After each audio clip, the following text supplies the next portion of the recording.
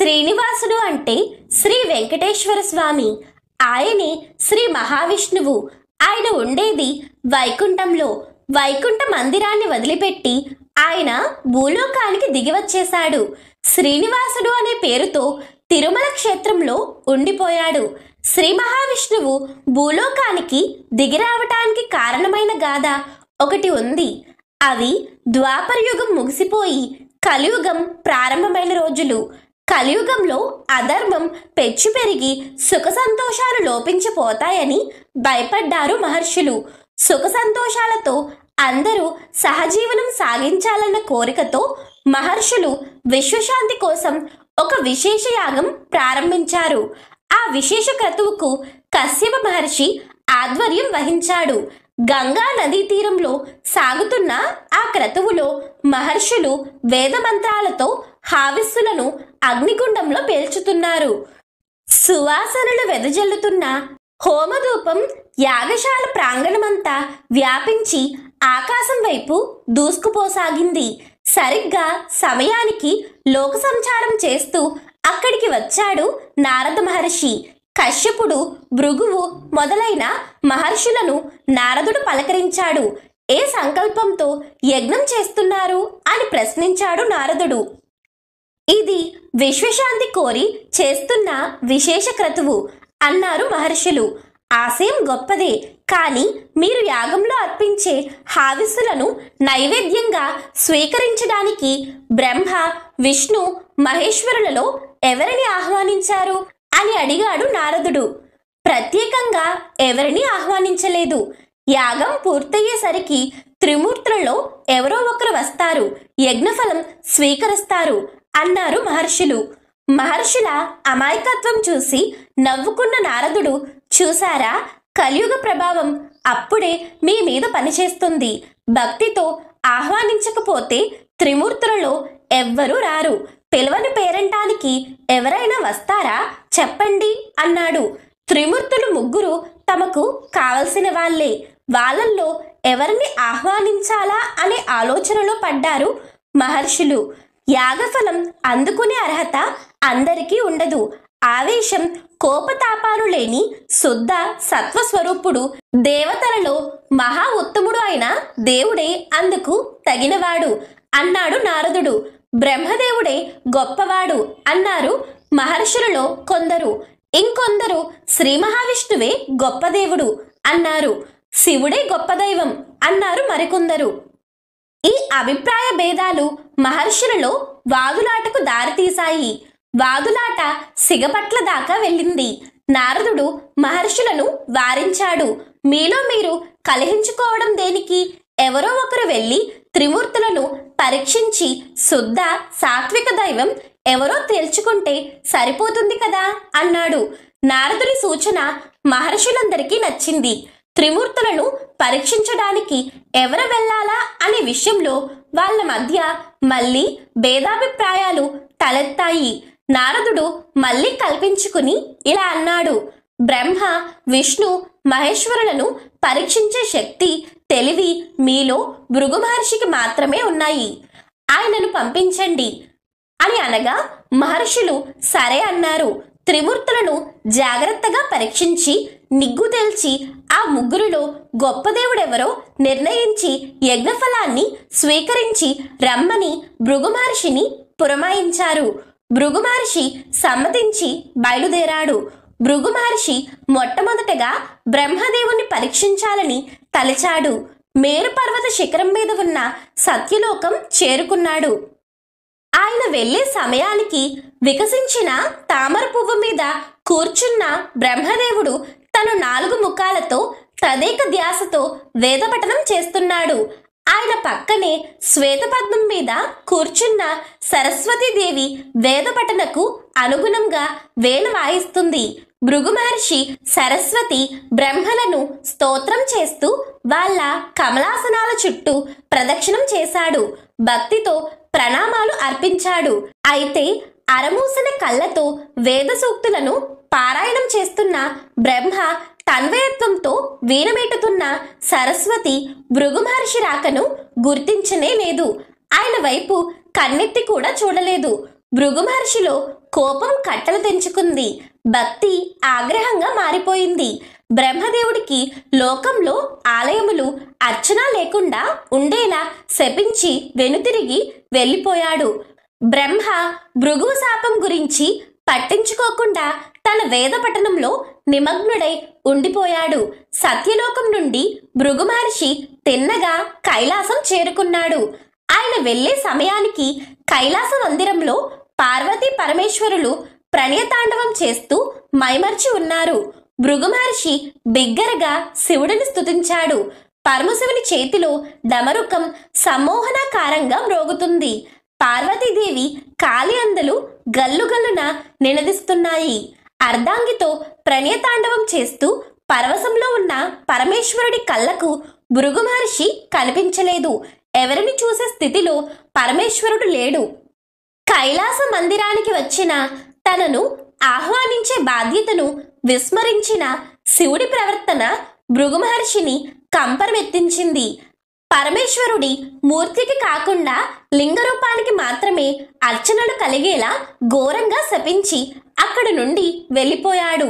సత్యలోకంలోనూ కైలాసంలోనూ తనకు జరిగిన అవమానానికి కోపంతో దహించుకుపోతున్న భృగు మహర్షి చివరి గమ్యమైన వైకుంఠం చేరుకున్నాడు. అక్కడ ఆయనకు నిరాదరణ ఎదురైంది.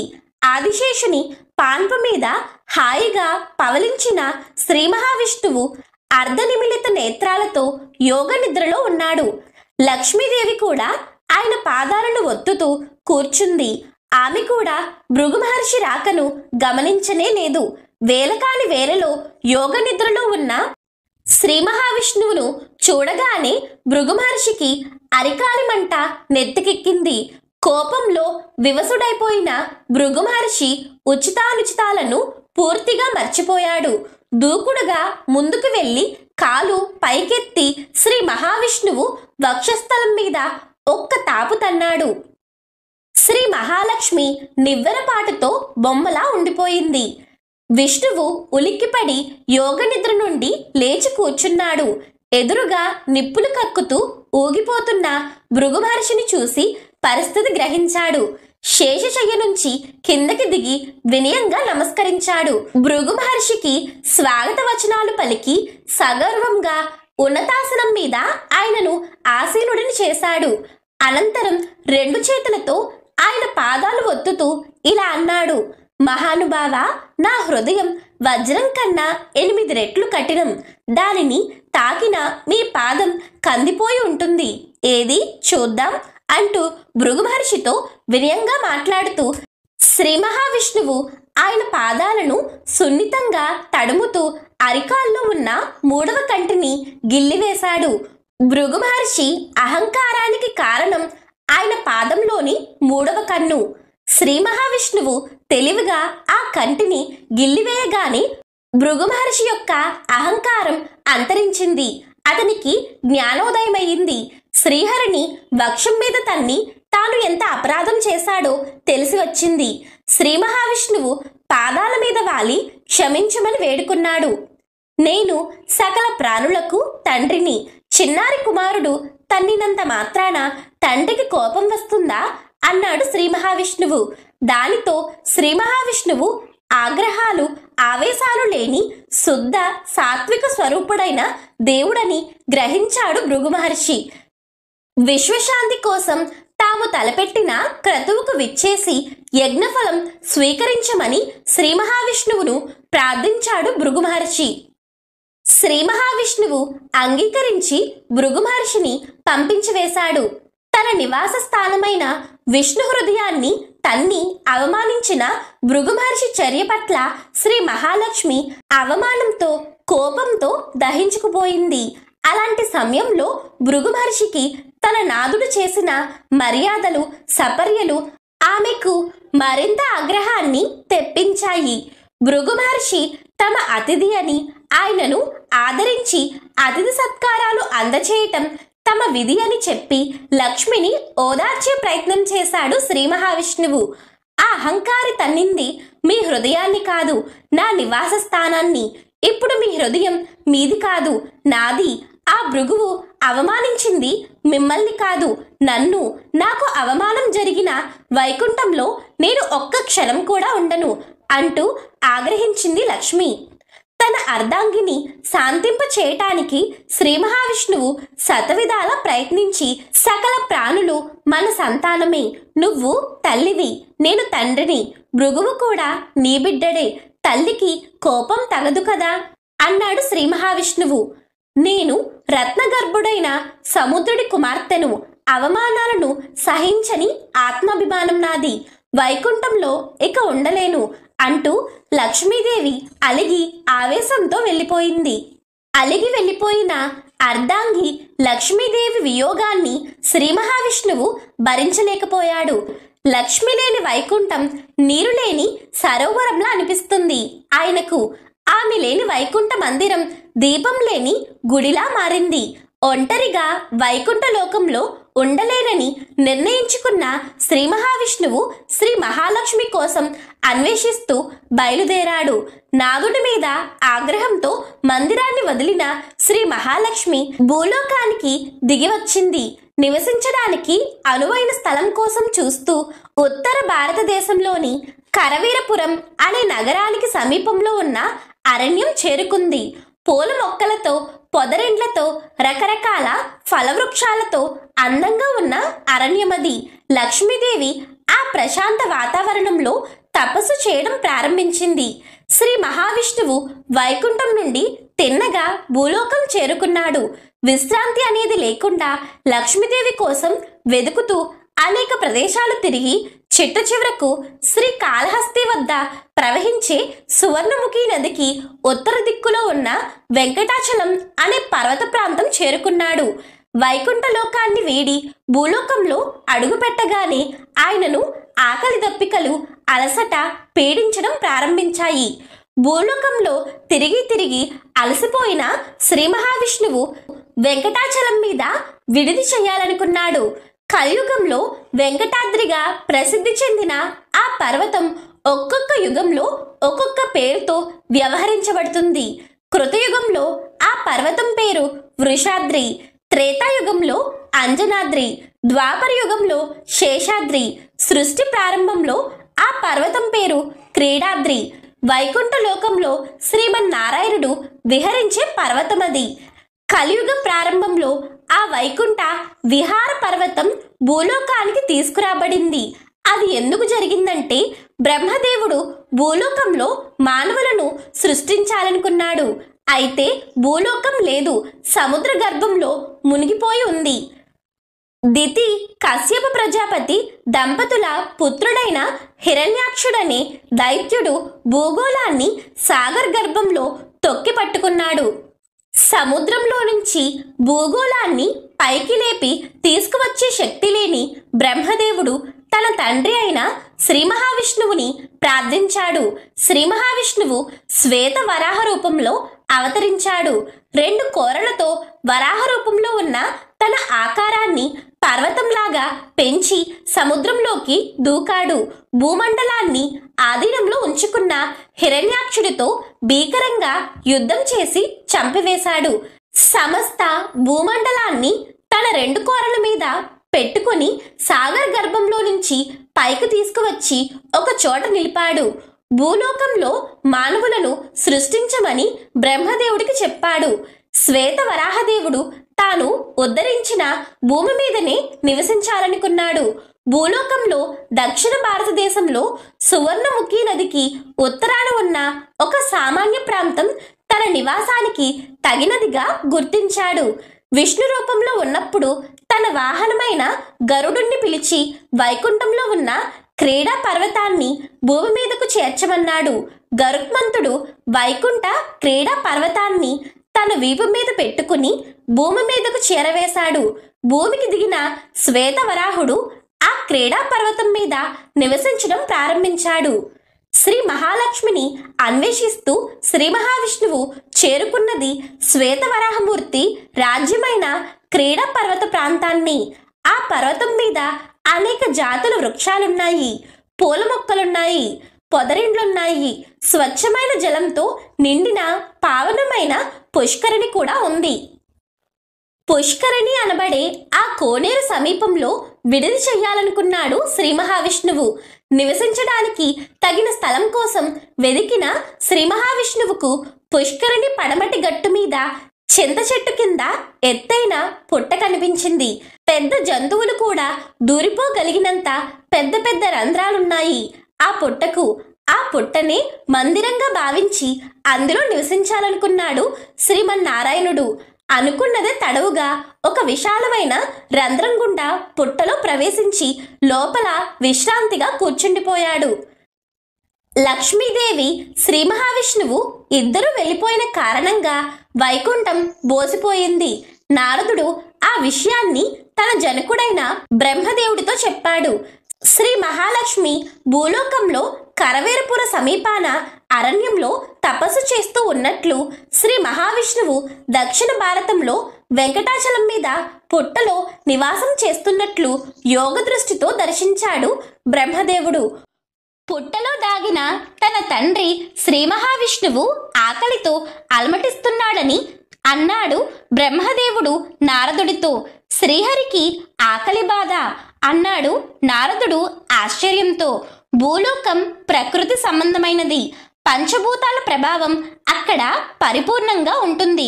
భూ వాతావరణంలోకి అడుగు పెట్టగానే ఆకలి దప్పికలు, అలసట, ఆవేదన సహజ లక్షణాలుగా సంక్రమిస్తాయి కుమారా అన్నాడు బ్రహ్మదేవుడు నారదుడి సందేహాన్ని నివృత్తి చేస్తూ.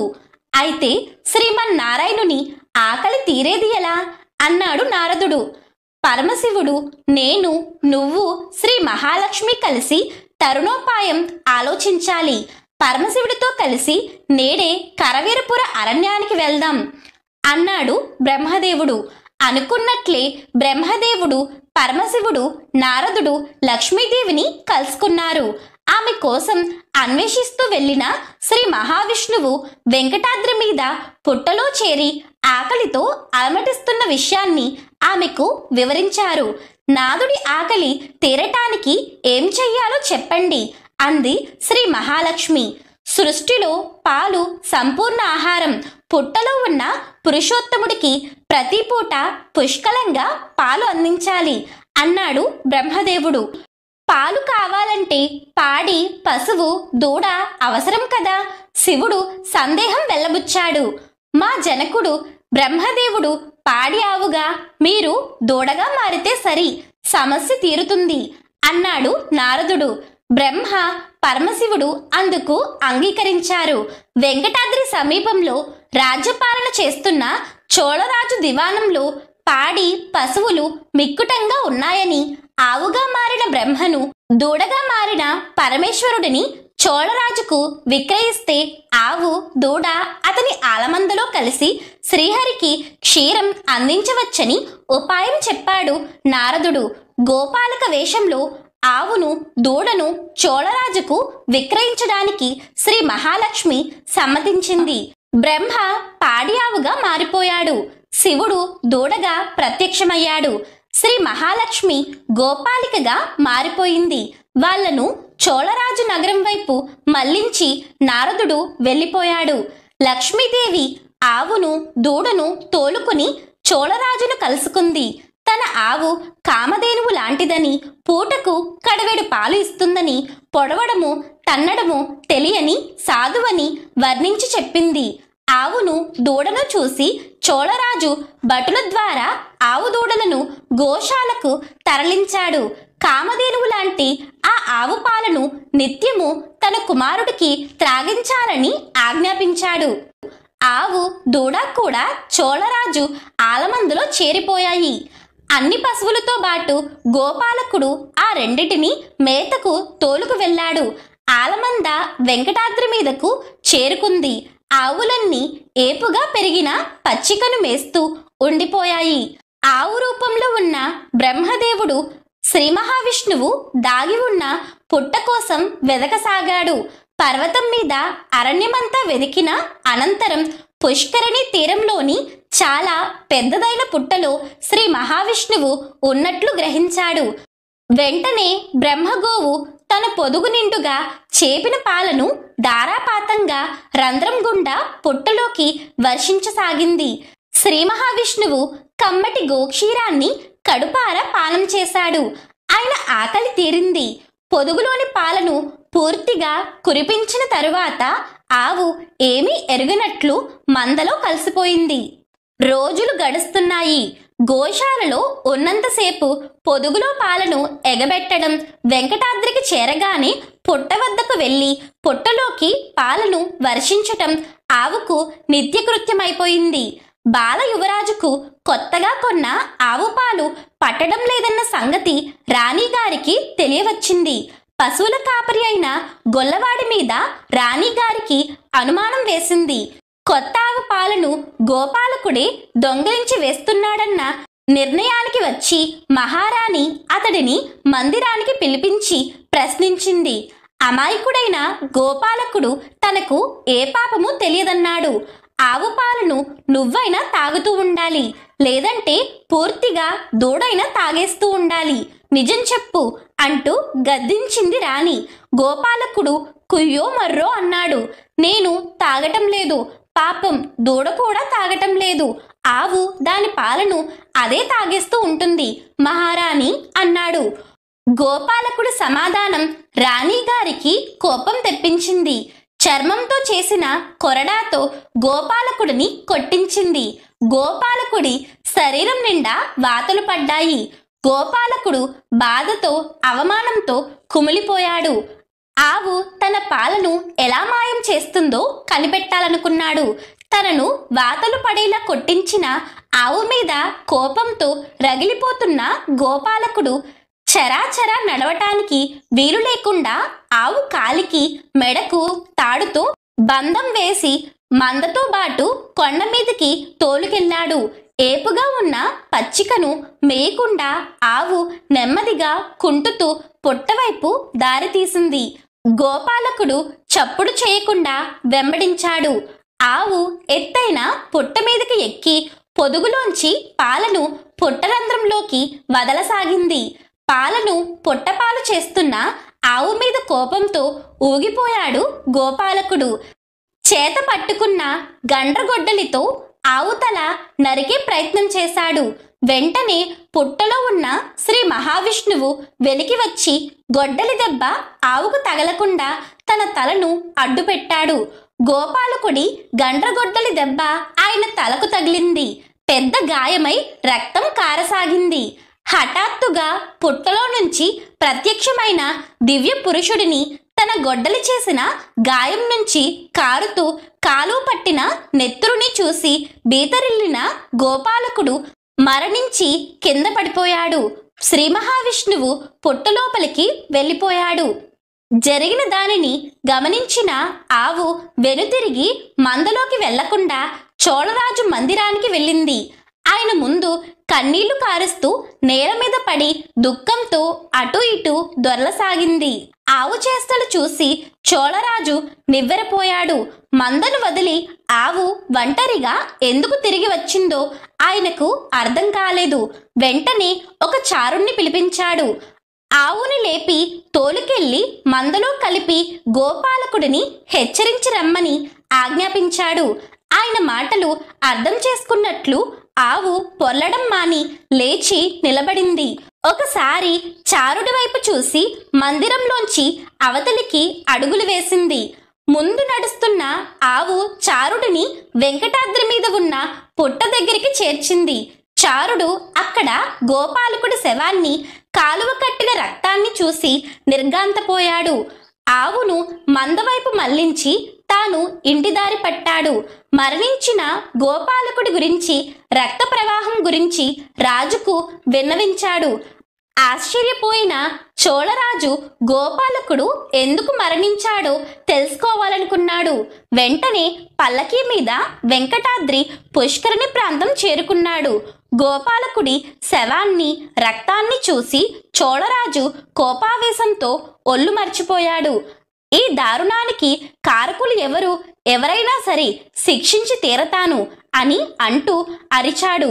ఆ అరుపులు విని శ్రీ మహావిష్ణువు పుట్టలో నుంచి వెలుపలకు వచ్చాడు. గోమాతను చంపబోయిన గోపాలకుడి గొడ్డలి దెబ్బ నా తలకు తగిలి గాయమైంది. గోపాలకుడు భయంతో మరణించాడు. వాడు నీ సేవకుడు. నన్ను గాయపరిచి అపరాధం చేశాడు. సేవకులు చేసిన తప్పులకు యజమాని బాధ్యుడు. గోపాలకుడు చేసిన నేరానికి నిన్ను శిక్షిస్తున్నాను. పిశాచివైపో అంటూ శపించాడు. ఆయనను శ్రీ మహావిష్ణువుగా తెలుసుకున్న చోళరాజు క్షమాభిక్ష కోరాడు. శ్రీ మహావిష్ణువు శాప విమోచన విధిని వివరించి వెళ్ళమన్నాడు. చోళరాజు పిశాచిగా మారి అడవులు పట్టుకుని వెళ్ళిపోయాడు. శ్రీ మహావిష్ణువు గోపాలకుడిని బ్రతికించాడు. గొడ్డలితో కొట్టినందుకు గోపాలకుడు పశ్చాత్తాపం వెళ్ళబుచ్చాడు. శ్రీ మహావిష్ణువు అతడిని క్షమించాడు. భవిష్యత్తులో వెంకటాద్రి మీద అర్చామూర్తిగా ఆలయంలో నెలకొనే తనను ప్రతిరోజు మొట్టమొదటిసారి దర్శించుకునే అవకాశం అతనికి, అతని వంశీకులకు తరతరాలు ఉండేలా గోపాలకుడికి వరమిచ్చాడు. గోపాలకుడు ఆయనను స్తుతించి నగరానికి వెళ్ళిపోయాడు. శ్రీ మహావిష్ణువు దేవతల గురువైన బృహస్పతిని స్మరించాడు. వెంటనే బృహస్పతి ఆయన ముందు ప్రత్యక్షమయ్యాడు. శ్రీ మహావిష్ణువు తన తలకు తగిలిన గాయాన్ని ఆయనకు చూపించి తగిన మందును సూచించమని అడిగాడు. మేడి చెట్ల పాలతో జిల్లేడు దూదిని తడిపి కట్టుకడుతూ ఉంటే గాయం త్వరగా మానిపోతుందన్నాడు బృహస్పతి. మేడి చెట్టు పాలతో గాయానికి వైద్యం చేసుకుంటూ చింత చెట్టు కింద పొట్టలోనే నివసిస్తూ కాలం గడుపుతూ లక్ష్మి కోసం పరితపిస్తూ ఉండిపోయాడు శ్రీ మహావిష్ణువు. ఒకనాడు మేడిపాల కోసం పర్వతం మీద వెదుకుతూ తిరుగుతున్నాడు. అదే సమయంలో అటుగా వస్తున్న శ్వేత వరాహమూర్తి కంటపడ్డాడు. అనుమతి లేకుండా నా రాజ్యంలో సంచరిస్తున్నది ఎవరు అంటూ కోపడ్డాడు శ్వేత వరాహస్వామి. శ్రీ మహావిష్ణువు వెలుపలికి వచ్చి శ్వేత వరాహస్వామి వారి ముందు నిల్చున్నాడు.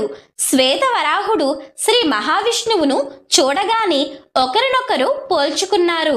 లక్ష్మీదేవి అలిగి వెళ్ళిపోయిన కారణంగా ఆమెను అన్వేషిస్తూ అక్కడికి చేరుకున్నట్లు చెప్పాడు శ్రీ మహావిష్ణువు.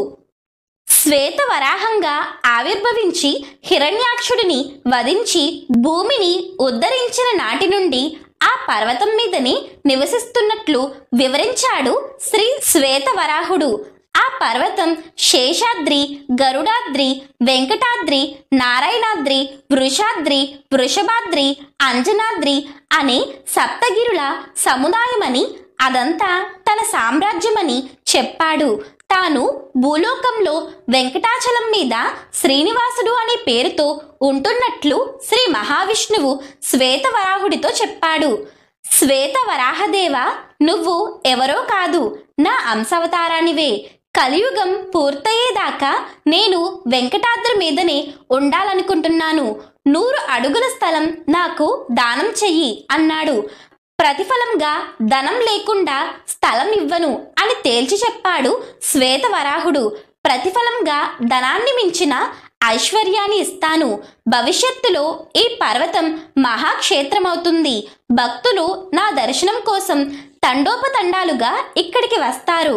నన్ను దర్శించుకునేందుకు ముందు విధిగా నిన్ను దర్శించి నీకు క్షీరాభిషేకం చేసి నైవేద్యం అర్పించే విధంగా నిర్ణయిస్తున్నాను అన్నాడు శ్రీనివాసుడు. శ్వేతవరాహుడు సంతోషంతో అంగీకరించాడు. శ్రీనివాసుడు కోరిన విధంగా పుష్కరిణి తీరంలో 100 అడుగుల స్థలాన్ని దారాదత్తం చేశాడు. తన అనుమతితో తన సామ్రాజ్యంలో నివసిస్తున్న వకులామాలిక అనే స్త్రీని శ్రీనివాసుడికి వంట కొరకు నియమిస్తానన్నాడు శ్వేతవరాహుడు. ఆయన భోజనం కోసం ప్రతిరోజు శ్యామధాన్యాన్ని, తేనెను ఇస్తానన్నాడు. శ్వేతవరాహుడు శ్రీనివాసుడికి వకులామాతను పరిచయం చేశాడు. శ్రీనివాసుడిని చూడగానే వకులామాతను ఏదో తెలియని ఆనందం ఆవరించింది. శ్రీనివాసుడి దివ్యమంగళ స్వరూపం ఆమెకు పారవస్యం కలిగించింది. సపర్యలు చేస్తూ చక్కగా వండి పెడుతూ శ్రీనివాసుడిని కన్నబిడ్డలా చూసుకుంటానంది. వకులామాత వాత్సల్యంతో చేసే ఉపచారాలు శ్రీనివాసుడి మానసిక వేదనను, గాయం మూలంగా కలిగే బాధను దూరం చేస్తున్నాయి. వకులామాత క్రమం తప్పకుండా శ్రీనివాసుడి గాయానికి మేడిపాలతో వైద్యం చేయసాగింది. ఆమె చేతి చలవతో గాయం త్వరగా మానిపోయింది. పర్వతం మీద విహరిస్తూ శ్రీనివాసుడు హాయిగా కాలం వెల్లదిస్తున్నాడు. వకులామాత శ్రీనివాసుడిని కన్న కొడుకుగా చూసుకుంటుంది. ఆయన ఆహార విహారాల గురించి, ఆరోగ్యం గురించి ప్రత్యేక శ్రద్ధ కనబరుస్తూ అబ్బురపరుస్తుంది. ఆమెను ఒక పరిచారికగా కాకుండా తల్లిగాను చూసుకుంటున్నాడు శ్రీనివాసుడు. శ్రీనివాసుడంటే వకులామాతకు ప్రత్యేక ఆప్యాయత. వకులామాత అంటే శ్రీనివాసుడికి ప్రత్యేక అభిమానం. అందుకు కారణం ఉంది. వకులామాత పూర్వజన్మలో ఎవరో కాదు, ద్వాపర యుగంలో శ్రీకృష్ణుడిని ఆలించి లాలించి పెంచి పెద్ద చేసిన యశోద. యశోదగా ఉన్నప్పుడు శ్రీనివాసుడి వివాహాలను చూసే అవకాశం ఆమెకు దక్కలేదు. నాయనా కృష్ణ, నీ వివాహాన్ని చూసి ఆనందించే అదృష్టం నాకు లేదా అని అడిగింది యశోద. కలియుగంలో వేరొక రూపంలో నేను వివాహం చేసుకుంటాను. ఆ శుభకార్యం నీ చేతుల మీదుగా జరుగుతుంది. ఆ అవతారంలో తల్లి లేని నాకు నువ్వు తల్లిగా ఉంటావు అన్నాడు శ్రీకృష్ణుడు. ద్వాపర యుగంలో శ్రీకృష్ణుడిగా అవతరించిన శ్రీ మహావిష్ణువే కలియుగంలో శ్రీనివాసుడిగా వెంకటాద్రి మీద విడిది చేశాడు. యశోదాదేవి వకులామాతగా జన్మించి ఆయనను చేరుకుంది.